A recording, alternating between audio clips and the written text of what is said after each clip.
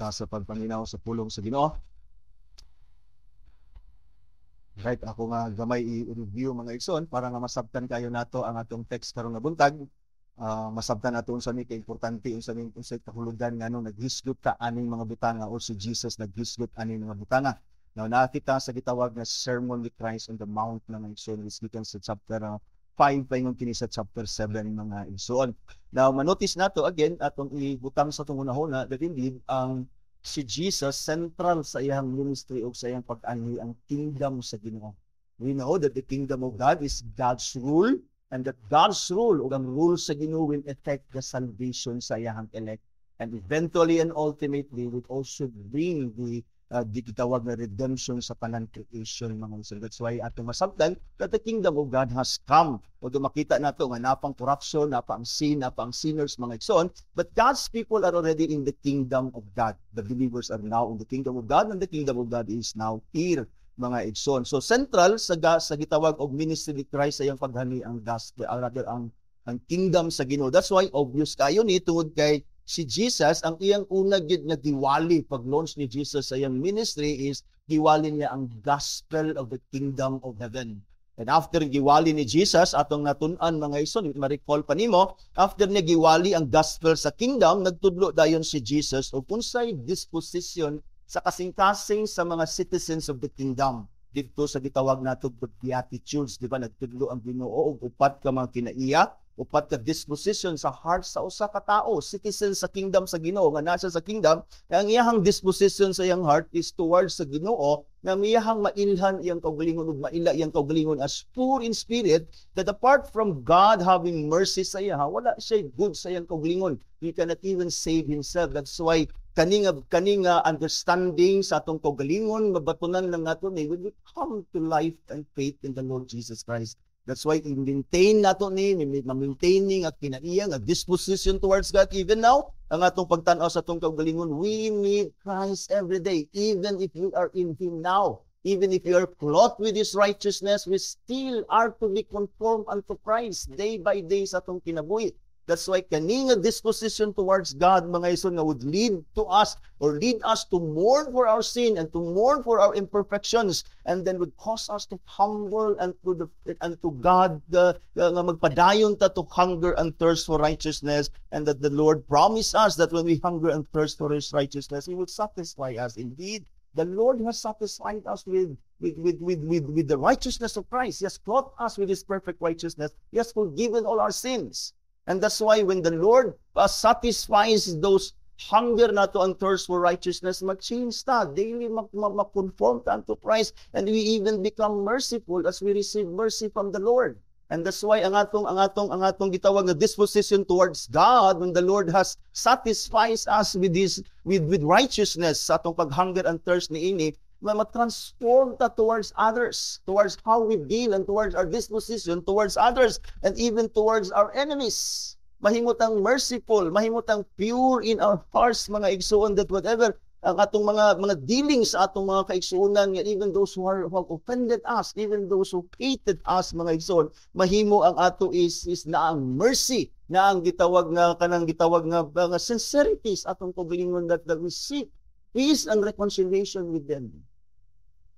And then we are willing to suffer for righteousness' sake, mga igsoon. And after that, we have learned that si Jesus, mga igsoon, is the only way for us to enter the kingdom of God.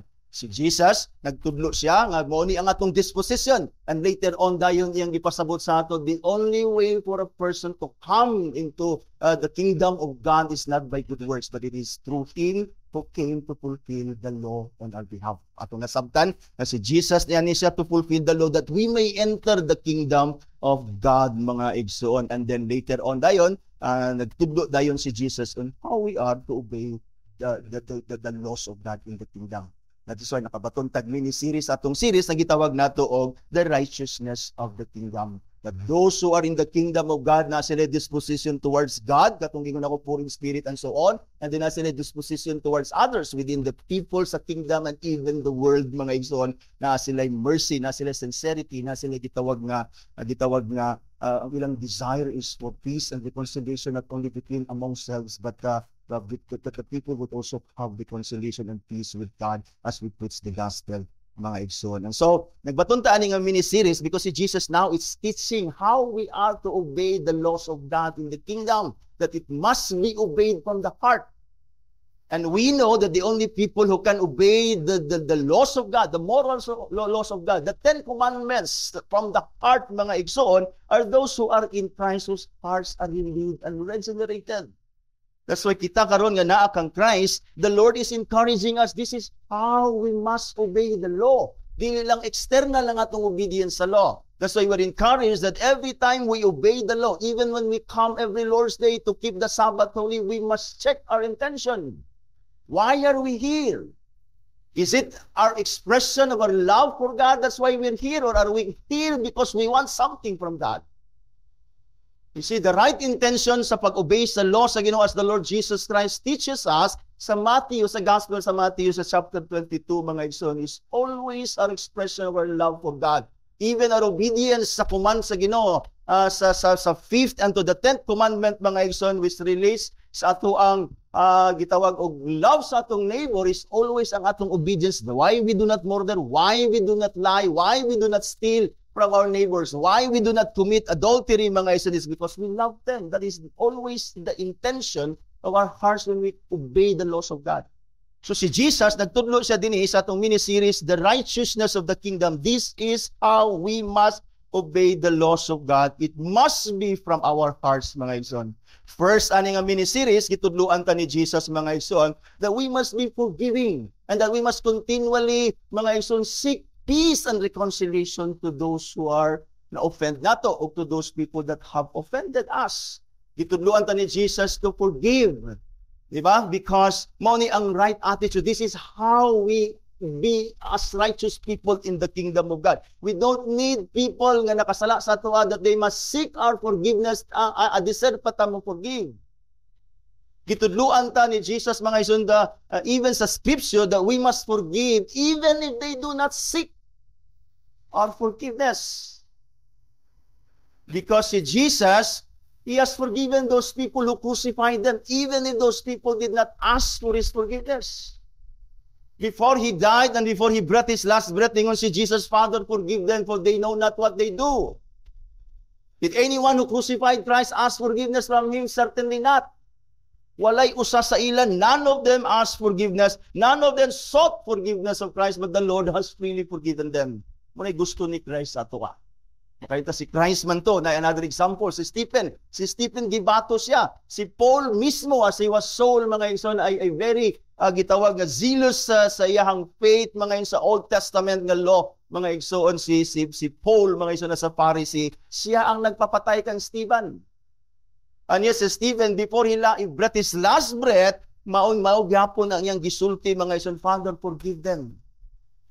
But did Paul ask Stephen's forgiveness? Wala. None of those who stoned, gitawag nga Stephen, asked his forgiveness, and yet he forgave them.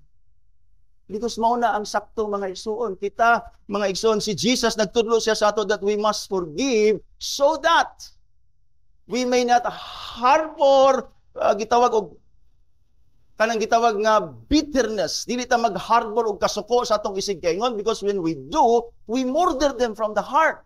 So the Lord Jesus Christ is teaching us, is commanding us, and enabling us to forgive those who have sinned against us. That we ourselves will not harbor anger for them. Parang disitang pasala, di natin ma-disobey yung command as righteous people in this kingdom. And that's why He also asks us to seek the reconciliation. Even if ang ilang kasuko sa ato, ang ilang offense nga ilang gitake as offense sa ato, maybe illegitimate, maybe misunderstanding lang, but still we ought to seek for the reconciliation. Kaya gusto ni Jesus na that we might also express our love for our neighbors. Dili nato sila pasagdan that they would commit murder in their hearts. That's why gitudluan ta to forgive, mga igsoon. And secondly, sa ato nga last meeting last Lord's Day, gitudluan po ta ni Jesus how we are to keep ourselves sexually pure, because we are betrothed to Christ as a virgin. nga iyaha nga pangasawon mga igsoon. This time, karon na buntag mga igsoon, the Lord speaks of marriage. He speaks of marriage mga igsoon. That is how marriage in the kingdom of God should be handled and should be honored by all people, especially those who belong to the kingdom of God while they are still here on earth.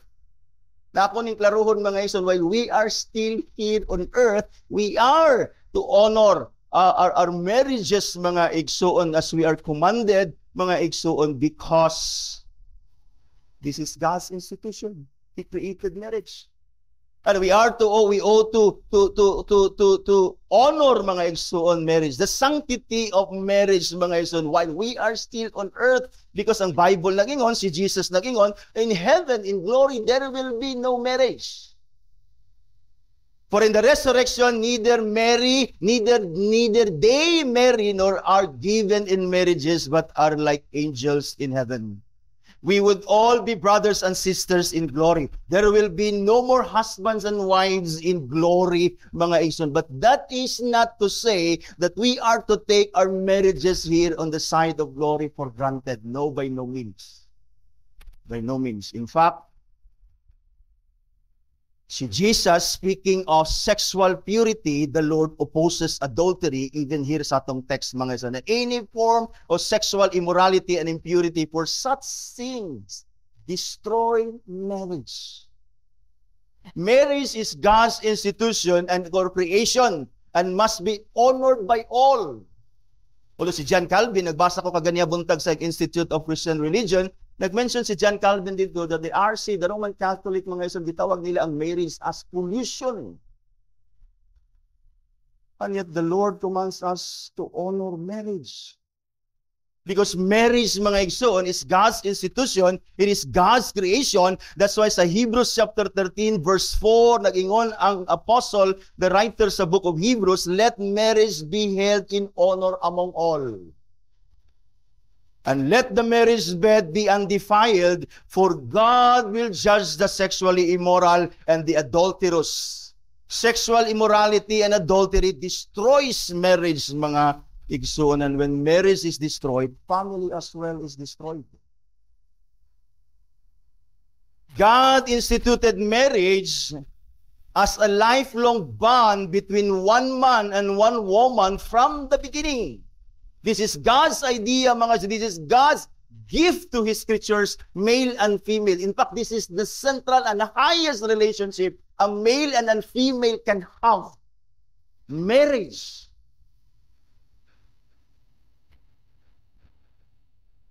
Gi-institute sa Ginoo ang marriage as a blessing, as a gift, as the highest relationship nga ma-attain sa male and female, that they would become a husband and a wife, and they would become as one flesh, mga igsoon. Gi-bless na Ginoo ang institution sa marriage between one man and woman. And this marriage, this relationship, this union is a lifelong bond.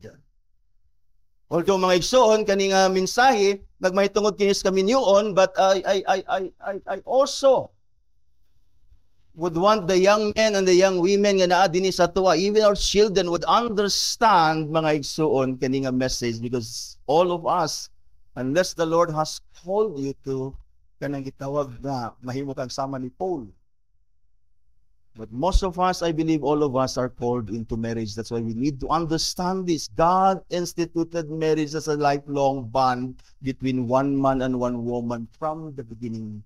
But we know that Satan attacks and ruins everything that God created, God instituted, gina-destroy na sa yawa, mga igsoon. And then, of course, nag-include ang marriage. Gina-destroy sa yawa, sa sin, ang marriage, using sexual immorality and impurity, resulting to divorce. And as I have said, when marriage is destroyed, families are ruined as well. God hates divorce. God hates divorce, for He wills marriage from the beginning to be a lifelong bond between a male and a female. That's why din sa atong text, mga igsoon, atong ma-observe din, there are things atong i-observe, and then sa atong conclusion, let us draw a gitawag of how we are to respond to apply these words ato ang mga igsoon. So God hates divorce, for He wills marriage to be a lifelong bond between a husband and a wife from the beginning. That's why sa atong text, mga igsoon, atong manotice, Jesus discourages. He opposes and he does not approve divorce by no means. Kung doon natin makita din, atong ning sabton nga nung na ay exception nga gisulti si Jesus, mga igsoon, which is na misunderstood sa mga Pharisees. And second, because they misunderstood the basis, the lone basis for divorce, mga igsoon. Secondly, let us notice, Jesus refutes the misunderstanding or the misinterpretation of the law regarding divorce. And then thirdly, let us notice Jesus' reaffirmation of the law's true meaning, which is that the husband and the wife must remain as one. Maski unsa pa na may tabo sa marriage, bisag unsa nga issues, husband and wives must remain as one. So first, let us notice ang disagreement ni Jesus. He discourages and opposes and therefore does not approve divorce. Ang atong text nagingon, it was also said, whoever divorces his wife, let him give her a certificate of divorce. But I say to you, na yung si Jesus, that everyone who divorces his wife, except on the ground of sexual immorality or marital unfaithfulness, makes her commit adultery, and whoever marries a divorced woman commits adultery. Now, it is obvious in these two verses that Jesus is saying there is nothing good in divorce. Obvious kayo sa two verses na gisulti ni Jesus that He disapproves. There is nothing He disapproves. He discourages divorce because there is nothing good in divorce. Somehow, usahay ang mga managtiayon nga mag-away, magbulag sila, magunaw na sila, nga nasulbat ang problema, na-relieve sila sa issues. No! Remarriage or remarrying another is never a solution sa gitawag og marital issues. It's never a solution sa any marital issues. So obvious din nga si Jesus nag-disapprove kaning duha ka text because He knew as God Himself that He instituted marriage as a lifelong bond between a husband and a wife. That's why si Jesus, when He was confronted with the same issue in Matthew chapter 19 verse 3 and 9, Jesus goes back from the beginning to show God's intent to marriage. Nibalik siya sa beginning, nibalik siya dito sa gitawag og Genesis chapter 2, mga igsoon. Ingon si Jesus, because He was asked sa Matthew chapter 19, Pharisees came to Him and asked Him to test Him by asking Him, is it lawful to divorce any or one's wife for any reason? Or any cause mo na ilang pangutana? Because ang Pharisees, they've extended the one basis, only basis for divorce. I-extend nila almost to any reason, mga igsoon. That's why namutana ang Pharisees din to test Jesus. Is it lawful to divorce one's wife for any cause?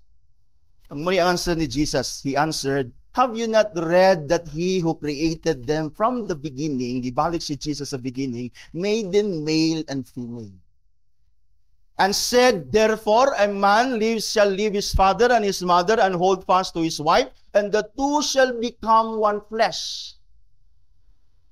When they become one flesh, dili sila pwede bulagon. Ningon si Jesus, so they are no longer two but one flesh. What therefore God has joined together, let not man separate. They said to Him, why did Moses command one to give a certificate of divorce? Muni ang issue ni Jesus karon because naa sila'y reason nga mo divorce. But ayun sila, why didn't then Moses command one to give a certificate of divorce and to send her away? Verse 8, nitubag si Jesus sa ila, because of the hardness of your heart. Ang reason si Moses, naghatag siya, nagtuman siya, matod pa nila din as we will see later on, that Moses did not even commanded them or command them. Gitake nila ang assumption ni Moses to give a certificate of divorce as a command, but Moses did not command them to give a certificate of divorce because Moses himself disapproves and discourages divorce. Because how does a servant of God who knows the heart and the will of God go against the will of God? So si Moses mismo disagrees and disapproves divorce, but he was misunderstood. He was misinterpreted by the Pharisees, mga isa. Ningon si Jesus, because of your hardness of heart, Moses allowed you to divorce your wives. But ningon si Jesus, but from the beginning, it was not so. From the beginning, it was not so. First, that marriage is a union between a male and a female. Thus, there is no such thing as same-sex marriage. Have you not read that He who created them from the beginning, male and female? And He said that therefore a man shall leave his father and mother and hold fast and cling to his wife, and the two shall become one flesh. Si Jesus din yung gipakita that male and female gi-create sa Ginoo. He blessed them and He united them in marriage, and that bond is permanent. That bond is a lifelong bond. Ingon sa dinhi, the union in marriage is a permanent bond between a husband and a wife. Nung ingon si Jesus sa verse 6, so they are no longer two but one, and what therefore God has joined together, let not man separate. But the Pharisees insisted. Dini makita nato dinhi sa verse at chapter 19, ang Pharisees insisted that the law of Moses allowed them to divorce their wives, so long as they would give a certificate of divorce as if a piece of paper dissolves marriage. But Jesus answered them in verse 8. He said to them, again, because of the hardness of heart, but from the beginning this is not so.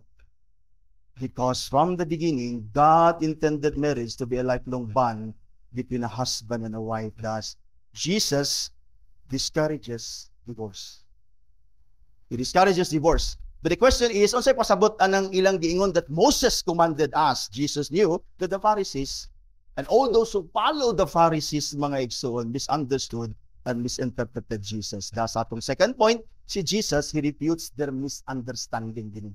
He refute this misunderstanding of the law regarding Moses. Yun siya, it was also said, whoever divorces his wife, let him give a certificate of divorce. But I say to you, ringon si Jesus, that everyone who divorces his wife, except on the ground of sexual immorality. Na ay exception yata si Jesus. Jesus here gave the same exception as He gave dito sa Matthew chapter 19 atong gibasa. Sa verse 9 sa chapter 19, mo gyapon ang gisulti ni Jesus, I say to you, whoever divorces his wife, except for sexual immorality, and marries another, commits adultery. Sexual immorality is the only exception that Jesus permits here, because sexual immorality rises in rebellion against the very essence of marriage bond. Even in the Old Testament, marriage is dissolved by sexual immorality. Why it is dissolved by sexual immorality? Because the offender, if the wife is caught in adultery, he would be or she would be stoned to death, releasing the husband, because the only way nga mahimong mabulag ang managtiayon is only death. That's why the sexually immoral partner must be stoned to death. Especially the wife, mga igsoon, so that ang husband ma-free siya to marry another, mga igsoon. Kini nga gitawag og ilang understanding sa Pharisee nga si Moses naghatag siya og command nga maghatag lang og gitawag og kanang certificate of divorce, and then you can send your wife away and marry another. Diri ni nila nakuha sa Deuteronomy chapter 24 verse 1 to 4. Mao ni ang giingon sa Deuteronomy chapter 24 verse 1 to 4 concerning the law of divorce. Now, kinahanglan nato ning masabtan, mga igsoon, it is because, again, when kita musulod sa kaminyoon, ang mga batan-on dinhi nga musulod sa kaminyoon, see to it, mga igsoon, that you would honor the sanctity of marriage. Mis na ang temptation na ang yawa to destroy one's marriage, and we all have reason, mga igsoon, dayon on ourselves, na magbulag ta, mga igsoon, but I hope as you understand this message, you would never consider divorce as an option. Because, again, from the beginning, He creates sa Ginoo ang marriage as a lifelong bond between a husband and wife. So sa Deuteronomy chapter 24 verse 1, ingon din si Moses, when a man takes a wife and marries her, if then she finds no favor in her eyes, or in his eyes, because he has found some indecency in her. Kanang indecency diha, mga igsoon, is sa Hebrew word simply means uncleanness. Now, gidibatihan ni nilag maayo until sa time ni Christ unsa nang decency diha, mga igsoon. Because mao nay reason na gihatag ni Moses that you can divorce your wife in decency. Now, certainly, this indecency in the Old Testament, mga igsoon, is certainly dili ni siya sexual immorality or adultery, because if it is sexual immorality and adultery, then si Moses, dili siya mag-command to hatag of certificate of divorce, but to stone the offender. Because when, again, ang wife, masapon siya nga nag-commit siya adultery, mga igsoon, kinahanglan siya is stoned to death, mga igsoon, sa law ni Moses. Even sa time ni Jesus, sa John chapter 8, verse 1 and 11, naay ang mga Pharisees, mga igsoon, nadala siya og babae dito, was caught in adultery, in the act of adultery. And they demanded, matod pa nila, that in the law, Moses commanded us to stone such a woman because mauna ang penalty sa masapon nga asawa ng adultery ng Moses. So ang question is, unsa ning indecency nga gisulti ni Moses, which is, yung imong tan-awon ang English, mga igsoon, ni ani sa Hebrew, mga igsoon, is simply uncleanness. Unsa ning uncleanness? Unsa ning uncleanness na gipasabot ni Moses dinhi, mga igsoon? And this was debated until sa time ni Christ, mga igsoon. But the Pharisees extended this basis. Gi-extend nila ng exception and basis for divorce to almost anything, mga igsoon. Almost anything. In fact, nakay mabasa, mga igsoon, pwede nila i-divorce ang ilang mga asawa, mga igsoon, kung ma-displease sila. For example, na sila paborito nga plato, mabuak sa asawa. That could be a basis na pwede nila i-divorce ang ilang asawa. Gi-extend nila ang exception, gi-extend nila ang basis na gihatag ni Moses as uncleanness, which is again lisod to define. Gi-extend nila to almost all reason nga makita sa husband nga bulaggan niya ang asawa. Maghatag lang siya certificate of divorce. But Jesus made clear that the only basis for divorce, kung naamantay basihan sa interpretation, kung sa gipasabot ni Moses sa uncleanness as the only basis for divorce in the Old Testament, si Jesus gisulti niya, except for sexual immorality. Niklaro ni Christ, mga igsoon. Na atong basahon, mga igsoon, ng Deuteronomy 24, verse 1 and 4. Ingon din, when a man takes a wife and marries her, if then she finds no favor in his eyes because he has found, again, some indecency in her, and he writes a certificate of divorce and puts it in her hand and send her out of his house, and she depart out of his house, and if she goes and becomes another man's wife, maninyo siya lain. And the latter man, which is the second husband, hates her and writes a certificate of divorce and puts it in her hand and sends her out of his house, or if the latter, the second husband, dies, who took her to be his wife, then her former husband, that is the first husband, who sent her away, may not take her again to be his wife after she has departed, because she has been defiled. For that is an abomination before the Lord. Now, if you take the whole unit sa Deuteronomy chapter 24, verse 1 and 4, which is the law of divorce, mga igsoon, most definitely, makita nimo that divorce again is discouraged. Discouraged. Moses here is like saying, mga igsoon, ang husband, si Moses is like saying to the husband, you better think twice when you divorce your wife. Because when you gave her a certificate of divorce, that is implied ni Moses, assumption ni Moses, mga igsoon, na maghatag ang certificate of divorce so that she can marry another one. And when she marries another one, you must think twice, because when she marries another one, and then katong iyang nabana, pwede siyang matagaan na pong certificate of divorce or mamatay siya, bisan pag mamatay siya, bisan pa og tagaan siya certificate of divorce, you cannot take your wife back. Why? Na-defile na siya sexually.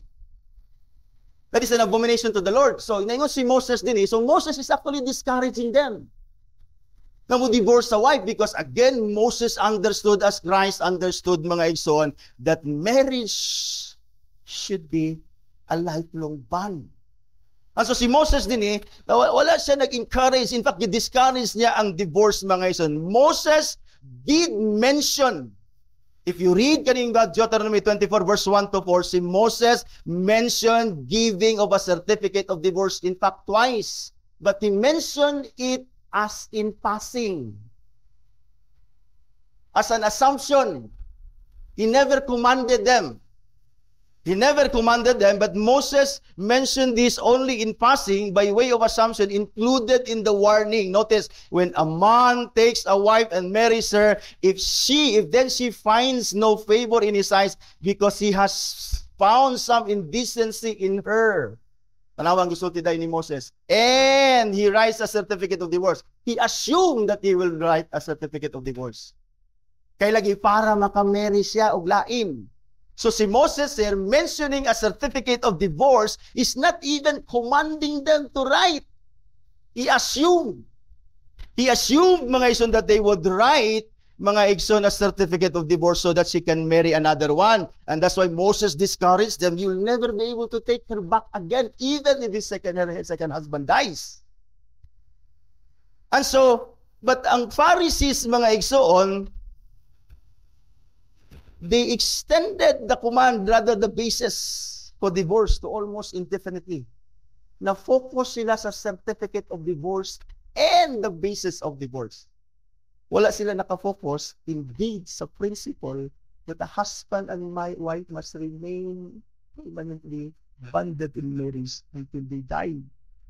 In other words, the Pharisees greatly exaggerated the importance of the basis that which made the divorce possible. Nakafocus sila sa basis and they extended the basis because si Moses nag-mention. In fact, nag-ingon sila sa Matthew chapter 19, why Moses commanded? Moses did not command. Moses assumed. And nakafocus sila sa gitawag og certificate of divorce. But Jesus, on the other hand, stresses the principle, namely that the husband and the wife must remain as one until they die. Muna di pasabot mo Jesus. So si Jesus, when it comes to marriage, he does not agree and he does not encourage and he does not approve divorce. Even if we interpret what Moses wrote sa Deuteronomy chapter 24, Moses did not agree sa divorce. That's why ningon si Jesus, because of the hardness of your heart. In other words, because of your sin. Because of the unregenerate, uncircumcised heart they have. That's why si Jesus, atong third point, gi-reaffirm niya ang true meaning sa law. The true meaning of the law of marriage and divorce, husband and wife must remain as one. Verse 32, but I say to you, that everyone who divorces his wife except on the ground of sexual immorality makes her commit adultery. And whoever marries a divorced woman commits adultery. In other words, anyone who divorces an innocent wife. That is what Jesus is saying. Anyone who divorces an innocent wife makes her wife commit adultery. Now, of course, ganito ni mga igsoon is, if she does not marry anyone, wala siya commit adultery. Well, what Jesus is saying is when you divorce your innocent wife, mabutang sa temptation to remarry and then makacommit siya adultery. In other words, if you love your wife, dili mo siya bulagan. Especially kung wala siya sala. Even bisag na siya sala. Because later on we see the gospel. We see that we are all forgiven by our sin. See Jesus, he does not opt divorce sa divorce. He does not agree with divorce ng isa, even sa sinful na sin sa God. Jesus here discourages and he opposes divorce because, again, it is not so from the beginning and so leads to more sin. When you divorce your husband or your wife, that would only lead to more sin. It will only lead to more sin. The command, thou shalt not commit adultery, should be obeyed as our expression of our love for our neighbors. Therefore, causing anyone to sin is not loving our neighbors. The command, mga igsoon, thou shalt not commit adultery should be obeyed as our expression sa atong love sa atong neighbor. Therefore, causing anyone to sin is not loving our neighbor. When one divorces her innocent wife, he is putting her to a temptation to remarry another and so make her sin. The sin of adultery and the person who marries her sins with her. Sin with her. Now, you're a husband and your wife offends you. Say, if dili nimo basihan ang ingon ni Jesus that sexual immorality, if you divorces your wife for any other reason than the sole basis of the attack with Jesus, you are divorcing an innocent wife. Nasa Amerika, and even sa ato karon sa Pilipinas, ginagtrabaho na nila ang divorce. And I certainly, they will not follow what Christ ihatag din nga only basis for divorce. Sexual immorality. Marital unfaithfulness ra. Because that tantamounts ang iyahang punishment with death, that therefore dissolves marriage. And so, gitrabaho na din sa uban nasod, daghan kayog reasons mga ison, basis for divorce. Kasi Jesus naghatag na siya usa mga ison, because again, if we divorce our wife, innocent wife, we cause them to sin, especially with the husband niya o yung mamiliuan ng isa. Now, gusto ni Jesus, we must love our neighbors. This is how we obey the commandments of God. Love always for our neighbors. Because when we cause anyone to sin, mahimong masuko ang Ginoo sa ato and we sin as well. Sama sa ni Jesus, Matthew chapter 18, verse 6 to 7, na si Jesus, "But whoever causes one of these little ones who believe in me to sin, it would be better for him to have a great millstone fastened around his neck and to be drowned in the depths of the sea." Ingon si Jesus, verse 7, dayon siya, "Woe to the world of temptation to sin. Woe to the world for temptation to sin. For it is necessary that temptation come." But ingon si Jesus, "But woe to the one by whom temptation comes." Though temptation is not a sin, but when we tempt people, we tempt them to sin, and therefore we sin by tempting them. Temptation itself is not a sin. That we would be sinful if we tempt people to sin. And if we divorce our wife, mga igsoon, innocently, then we cause her to sin. Ito iyahang ma-marry, mga igsoon. God hates divorce. Because God wills marriage from the beginning to be a lifelong bond between a male and a female. As brothers and sisters in Christ, since God hates divorce, and He wills for a husband and a wife to be bonded throughout their life, mga ison. Therefore, let husband and wife live. For young people, in the future, na mahimong husband and wife, let the husband and the wife guard their own marriages.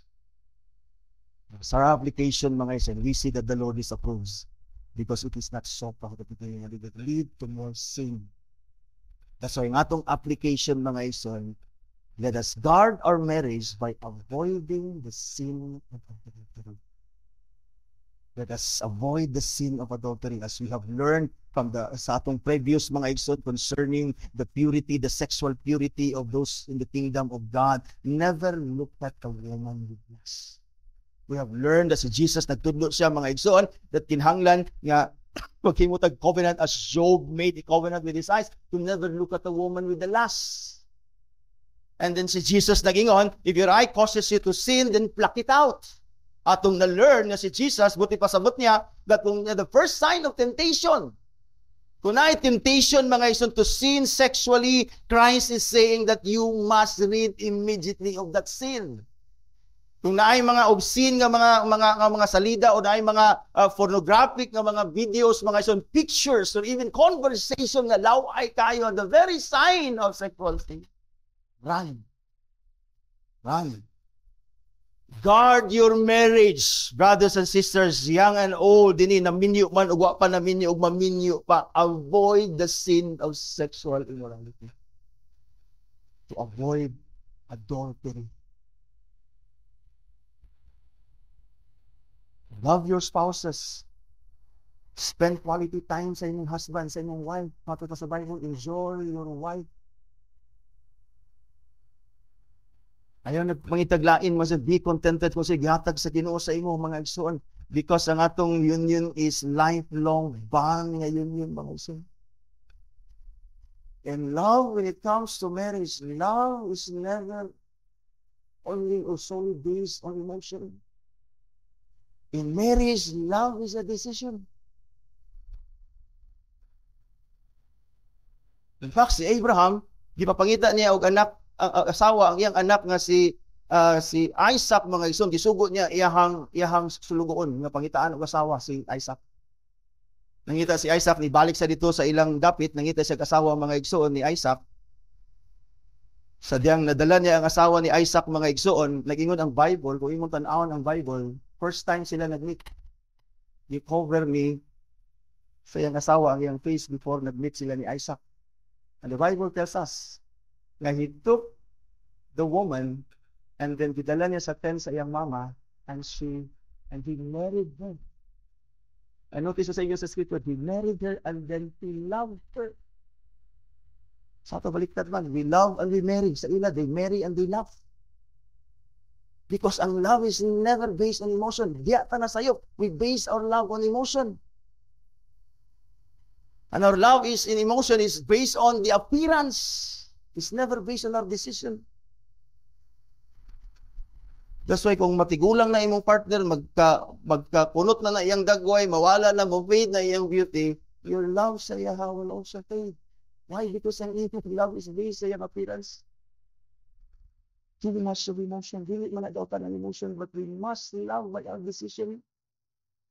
When we marry our spouses, nadi atong commitment to love them, ang tutang mga matay. Fade man ang iyang beauty,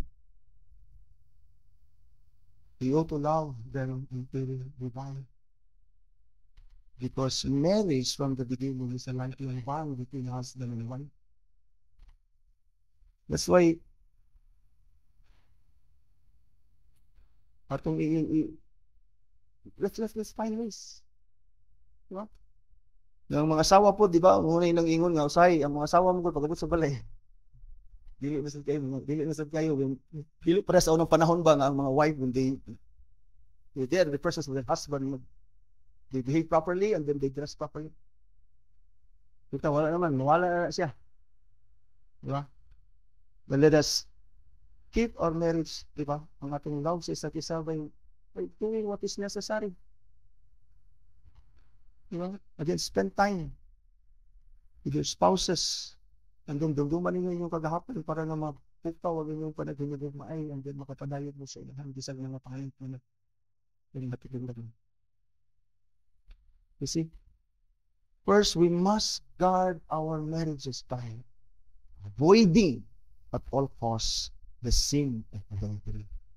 Second, by considering divorce as not an option. Guard your marriage. Consider divorce not as an option. Not as an option. The Lord Jesus Christ here obviously discourages it. He opposes it. And therefore, He forbids it. It is not so from the beginning. Because Christ knew it would lead to more sin. Remarrying another man or a woman is never a solution to any marital issues. It is like it is like seeking another church because the old church where you belong is an imperfect like close. Imperfect ang church, nasa close, and then you find another church. Hinanaaran siya. There is no such thing as a perfect church. There is no such thing as a perfect husband and a perfect wife. Perfect husband and a perfect wife in this fallen, sinful world is non-existent. Dili ka kakitag perfect husband, di ka kakitag perfect wife, and it's fallen, sinful world. And therefore, kung di nakaganahan sa iya ha, pasala siya sa ino, finding another partner is never a solution. There is never a solution. Divorce must never be an option to Christian. It must never be an option to Christian, even if ningon si Christ, except for marital unfaithfulness. 1 Corinthians chapter 7, verse 10 to 11, muna ingon ni Paul. Notice what Paul said. To the married I give discharge. Ningon din siya, parenthesis, not I, but the Lord. Because it is the Lord who gave discharge to the Christians. Ningon si Paul, to the married I give this charge, not I, but the Lord. He said, the wife should not separate from her husband. Wife should not separate from her husband. Dibutangan ni Paul og parenthesis sa verse 11, but if she does, whatever reason, if she does, ningon siya, she should remain unmarried, or else, ningon siya, be reconciled to her husband. Balik gid ka sa imong husband. Kaya ningon dayon si Paul, and the husband should not divorce his wife. Paul is writing to the believers, while Moses, speaking of an exception, and assuming nga maghatag kag certificate of divorce, Moses was referring and was talking to the uncircumcised Israelites. Ang uncircumcised Israelites are unbelievers. Therefore, si Paul was talking to believers, si Moses was talking to unbelievers. And si Jesus is talking even to the Pharisees. Muna ningon sa except. Si Christ, iyang giklaro ang exception because they would always opt to divorce. But si Christ, he does not want an agreed divorce because he knew from the beginning that it was not so lagi. That's why si Christ naghatag sa exception. Except for marital unfaithfulness. But si Paul, si Jesus through Paul, a woman, a wife must never separate. If she does, she must reconcile. Because it was not so from the beginning again. That's why the husband must also not separate and must not divorce his wife. Divorce again should never be an option to believers because it is not so from the beginning. The third application nato mga igsoon is to guard our marriages is let us resolve marriage issues with the gospel. Let us resolve every marriage issues with the gospel. That's why dinhi mo sulod karon. Si Jesus naghatag sa exception because he was talking to those people who want an exception, who wants to divorce their wives. Naghatag sa except for marital unfaithfulness. But with the gospel, there's no such thing as basis for divorce. It's a gospel. You see, we guard our marriages when we resolve all issues of marriage, even sexual immorality. With the gospel. The gospel says we are all sinners forgiven by grace. We ought to forgive any offenses, any faults, any sins of others against us, much more the sins of our spouses. We are commanded to forgive all and to love our enemies. We are as well commanded to forgive whatever sin our spouses commit against us in our marriage. And so when we resolve marriage issues with the gospel, ma-resolve yun na siya. Sa iyo, dako kay ang sala. Na akong sala sa Ginoo gamay. In fact, ma-appeal tanan natong sala dia sexual immorality before we come to our marriage, we have sexual immoralities. We must resolve marriage issues with the gospel. However big our mistakes, our sin against God, God has forgiven us all of our sin, and God wants us to forgive the sins of our spouses, not to give them a certificate of divorce. Hindi gusto sa Ginoo that when your spouse sin, you give a certificate of divorce. No. God wants us to give forgiveness, not a certificate of divorce. That's how in the gospel, whatever sin we have committed against God, we'll forgive them. And if we resolve every issue, bisan pa sexual immorality sa atong partner, the gospel The gospel will enable us to forgive. Ang asawa ni Charlie Kirk, yung husband, di patay. Di patay. If na-forgive niya ang iyahang killer sa iyang husband, because of the gospel. Na ibutang na tong situation, kung si Charlie Kirk nangabit, do you think ang iyang wife dili ka forgive? Na-forgive dali niya ang patay sa iyang bana nga sakit ka ito. Why did his wife forgive the murderer of his husband? Because of the gospel. So we guard our marriages. Because night corruption of sin, night temptation. That's why dili unta tadya mahulog dapat. Let us continue to pray. God, diba? Dili ta mahulog sa temptation. Lead us not into temptation, but deliver us from evil. And so kung naaman, kung mahitabo man, gospel ra ang makaresolve. We are all called to forgive and not to condemn. We must be for peace and reconciliation and not for moving forward sa atong life, leaving the issues behind unresolved. Daghang Christian anak, naikagubot din mag-away. Dili, kinalan, limtanay ta, let's move on. Biyaan ang issues. No, we are not to leave issues behind. We are to solve issues by the gospel. And I don't think so kung magkiayon, mag-away sila, bisan pagdako kayo ang issue, when they resolve the issue with the gospel, I don't think so nga mo resolve pa sila divorce. Because the gospel does not approve divorce. The gospel is for reconciliation and forgiveness.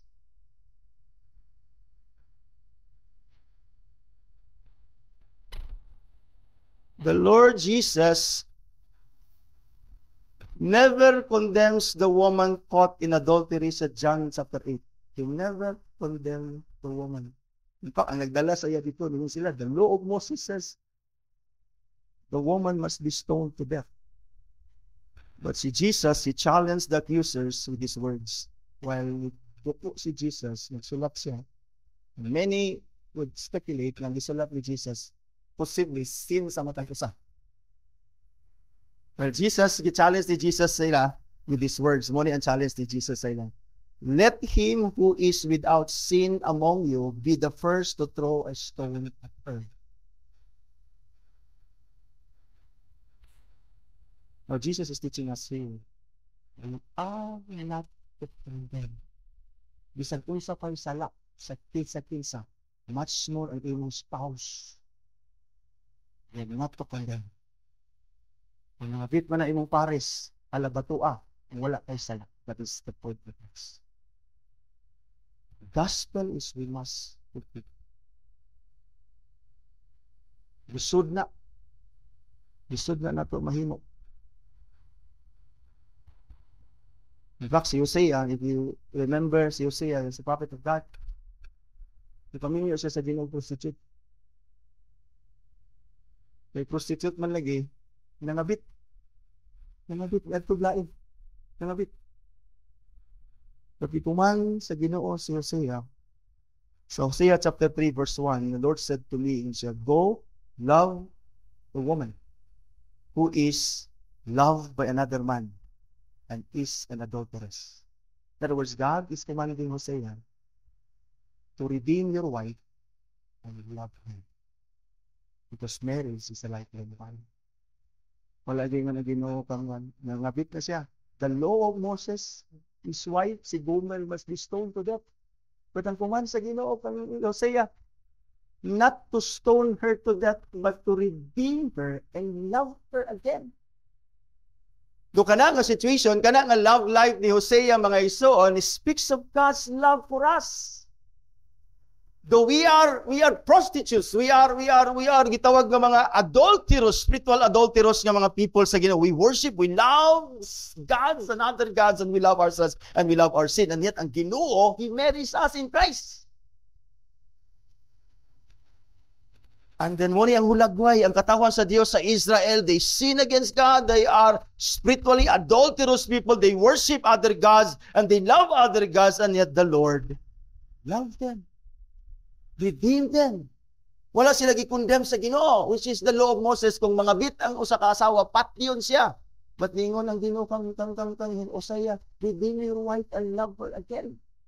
Because ipakita sa Ginoo, mao ni akong gusto ug mo ni akong gabuhaton sa inyo nga akong katawhan, that though you sin against me adulterously, mga igsoon, and yet the Lord has loved us. In fact, He redeemed us in Christ, and then He loves us. Amen.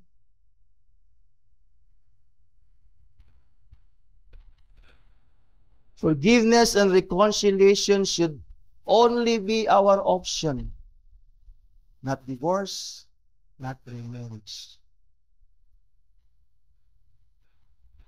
Not starting over again with another man and another woman.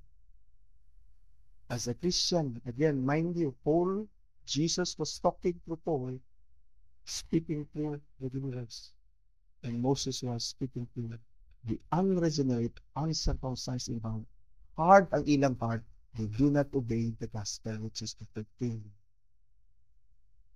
And to honor the sanctity of marriage, because from the beginning, God intended marriage to be a lifelong bond. Of course, mga igsoon, to forgive is not human. It's not easy for us to forgive. Think of your wife in a bit. It's not easy to forgive, but you have no option but to forgive. It's not easy to forgive. As the saying goes, to err is human, but to forgive is divine, which of course does not mean that forgiveness is impossible sa tuwa. It only means that the ability to forgive others is a higher, more transcendent virtue. We can forgive. Forgiveness is possible even to the most grievous sin committed against us by our spouses. It is possible. It is possible. It is possible to those who are united in Christ. That's our final application, mga guys, should God allow. I pray God forgive. Later on, let's pray for our marriages and let's pray for the marriages of our young people. Because should God allow when I marriage din nga mo suffer, mga igsoon, aning grievous kayo nga sin of sexual immorality. Again, let's resolve it to the gospel, but finally, kung naman ni God forgive, akong balikod, God forgive. Let us trust the Lord to bring healing and reconciliation to our marriages. Again, never opt for a divorce. Never opt for a marriage. It's not the solution. The solution is the gospel, the solution is Christ. Naman na karon sa inyo nga managtiayon, kadaghan managtiayon nga gapuyog sa balay, but layo na kay ilang kasing-kasing nagbulag na sa tinuod lang at tubangan sa Dios. Because of unforgiveness. Because of the pain that one another causes. Dahil nako siya ma-forgive. Sa di sa tuwa kabulag, di sa tuwa kaunong. And so as they stay and live under the same roof, but truth is, the sight of God, there is no marriage of heaven. Naman na din sa tuwa. Let us trust the Lord to bring healing and restoration to our marriages. If God wills, listen, if God wills that marriage to be a lifelong bond and that He hates divorce, therefore He is for reconciliation. So each party desires. I don't think so. Kung naman din yung nagpabulag na, bisan physically, they're still together. Napay mga hurts, napay mga pains, na limit na kapagin. God wills marriage to be a lifelong bond, and He hates divorce. And if only we cry out for healing and reconciliation, I am 100% sure that the Lord is able to heal and to reconcile, and to put again the two flesh into one.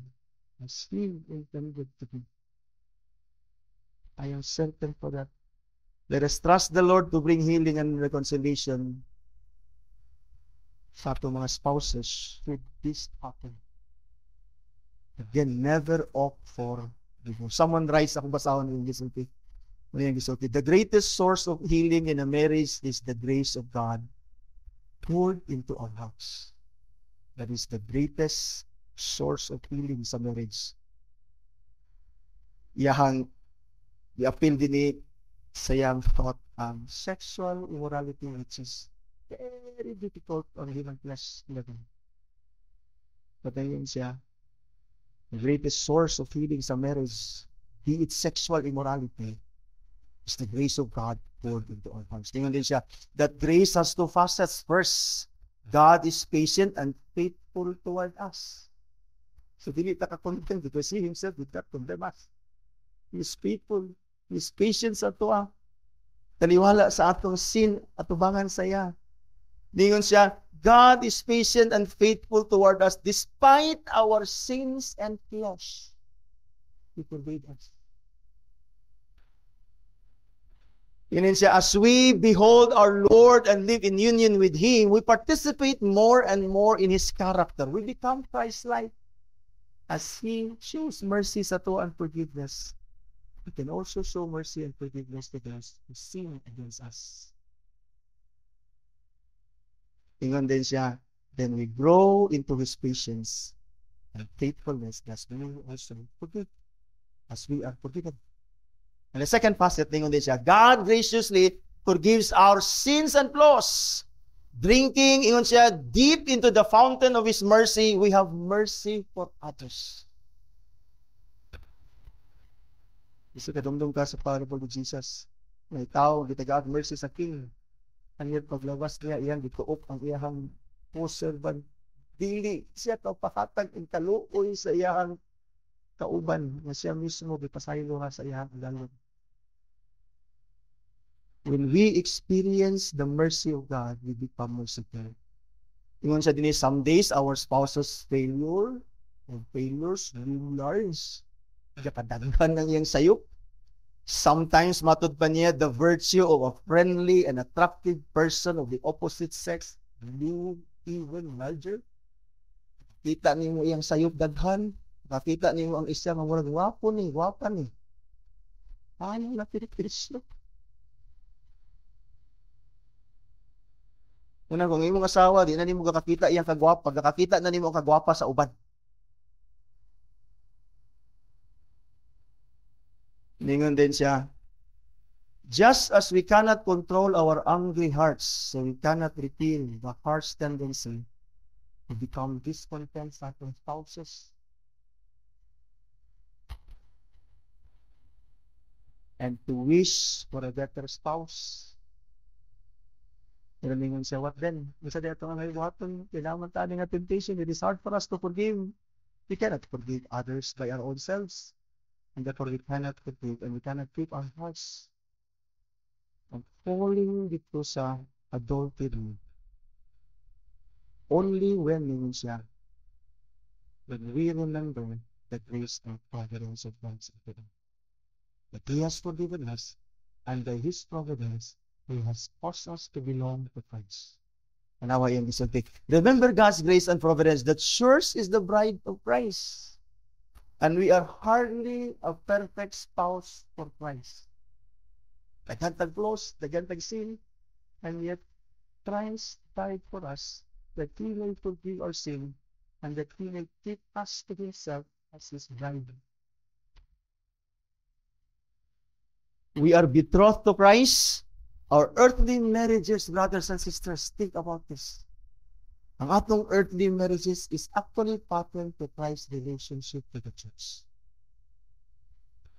Dili the other way around. Dili ang relationship ni Christ sa church is nakapattern sa atong relationship sa husband and wife. That is why we ought to forgive and we ought to forgive one another and to trust the Lord that He must bring healing and restoration to our marriages and must never resort to a divorce because si Christ, bisag unsa ang atong unfaithfulness, bisag unsa ang atong sin, mga igsuon, Christ never ever opt for divorce. He will never ever divorce His church. He will never ever disregard his choice. But instead, he will continue to put with us until he will bring us to glory. We must honor the sanctity of our marriages. Means kalimutan. That is a blessing o ma-enjoy sa babae sa lalaki only in this time. Walang marriage sa langit. This is the righteousness of the kingdom. Marriage should be honored. The sanctity of marriage must be honored by all and must be guarded by the husband and the wife for the glory of God in Christ our Lord. We will never ever again divorce his choice. Never opt for divorce. Solve every issue with the gospel. And trust the Lord that He will bring healing and restoration to our lives. It is not so. Whatever our God has joined together, let not one separate.